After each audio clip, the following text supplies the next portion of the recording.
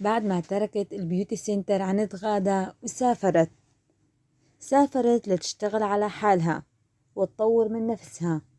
وبعد هالغياب جود بترجع على الرياض.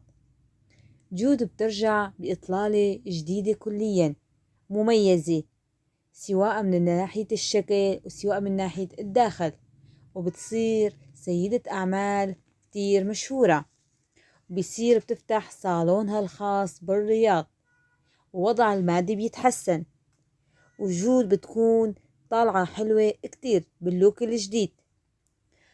طبعا مريم بتروح لعندها على الصالون، وبعدها مريم تطلب من جود انه تيجي لعندها على البيت، وبالصدفة بيلتقي فيها يوسف لما بيلتقي بجود بيشوف اللوك الجديد بس بده رضاها، وبيعجب فيها كتير، وبيصير بيحاول يتقرب منها ويخليها تلفت انتباهه، ويقع يوسف بغرام جود.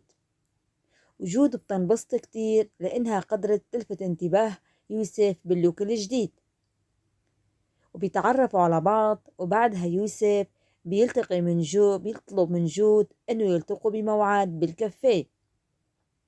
بتروح جود وبتلتقي بيوسف وبيتعرفوا على بعض أكتر، ويوسف بيقلها أنا معجب فيكي كتير وانتي متغيرة كتير. جود بتقله ما في شي بيضل على حاله، أنا سافرت واشتغلت ورجعت لبلش حياة جديدة، واعتمد على نفسي وما اعتمد على حدا بأي شي. ويوسف